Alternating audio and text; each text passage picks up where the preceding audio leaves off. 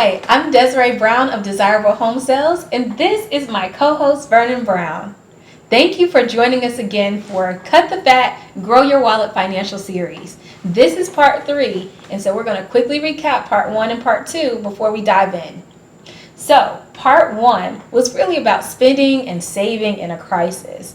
This talked about how to cut some of those expenses that we don't necessarily need, but some things that we like to have, in order to be able to save a little bit more.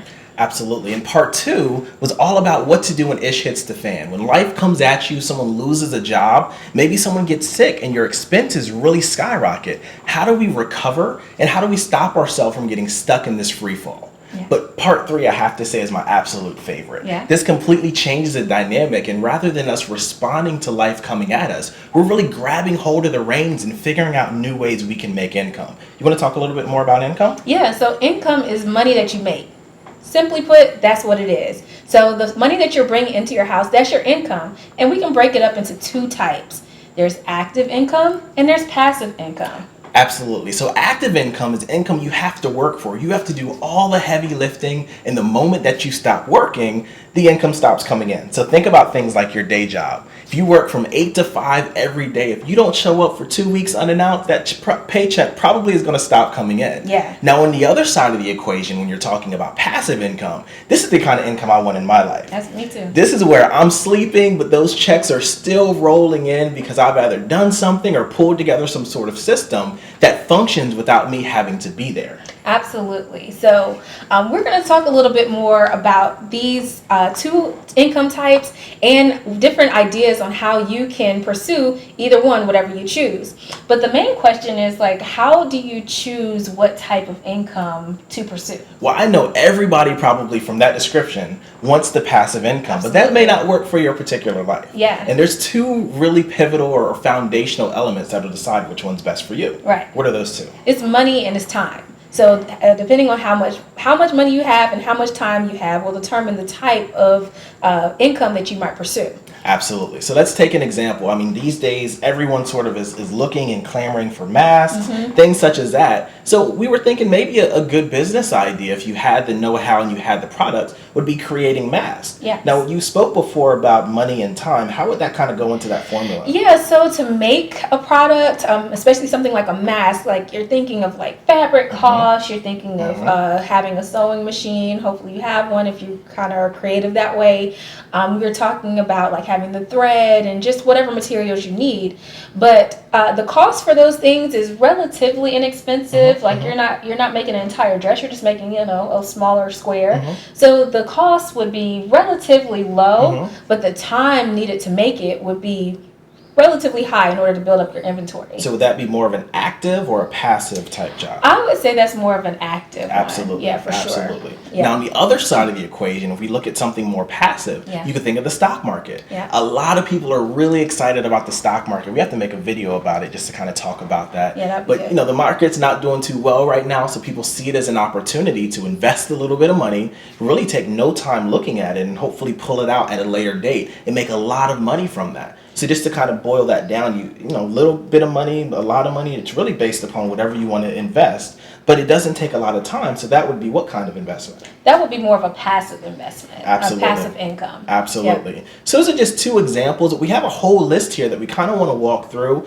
to give you a few things or a few ideas of maybe how you can start leveraging your time to make a bit more money, but also just to kind of, get you in the right thinking space as far as what's passive, what's active, and what will really work for your life. Right. So another opportunity for passive income is leveraging what you have in order to make money off of it. So, for example, if you have a car or you have a home that you are interested in renting out, That's a great idea. then that would be an example of more of a passive income because you are providing the space or the car and the other person is simply providing you money for the use of that particular thing. Yeah, and I think there's 2 different ways to do that. I mean, if you already have a home with extra space you're not using or an extra car sitting out there in your garage, then it's very little money to get started. Yes. And I mean, you're basically giving someone something that you wouldn't otherwise be using. Yep. So it doesn't take a lot of money. And from a time perspective, that's all the time you really need, right?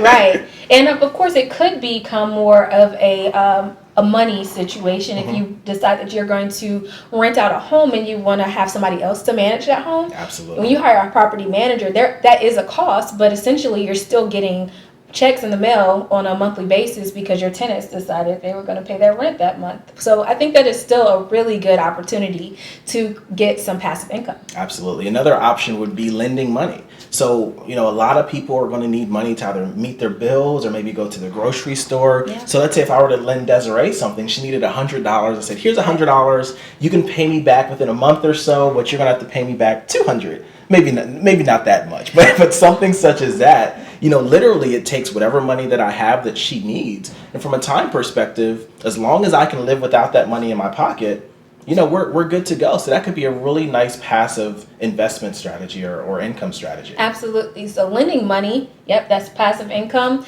Make sure you actually get your money, though. That's something to keep your eye out for. What about some of the other needs that have come up? Something like babysitting. Well, we know childcare facilities are closed, schools are closed, and maybe you just have a really awesome skill of just working with children, and your risk of exposure to whatever's out there has been really, really low, and you feel like, you're a safe bet for parents who might need some assistance.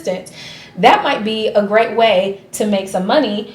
You don't have to put in much money, but Absolutely. you do have to put in quite a bit of time. And patience. That would a lot of patience too. That would be an active income stream. And then last but not least, what we have here is picking up groceries. So a lot of the elderly, they're staying away from grocery stores. They don't want to go out, and really just any family for that respect. Yeah. So if you wanted to go to the store on people's behalf and pick up groceries on their behalf, of course, they would be paying for those things. It would just cost, once again, your time. So there are so many ways out here for us to make additional income, for us to augment the money from our day job. It just takes us time just sitting down and being a bit more creative, don't you think? Right. Yeah. So tell us, what are some ways that you have to make some money or to have your money work for you? We'd love to hear it. Put it in the comments, and we look forward to talking with you soon. Absolutely. Thank you so much for joining us, Desiree and Vernon Brown of Desirable Home Sales, and we'll see you next time. Thanks a lot.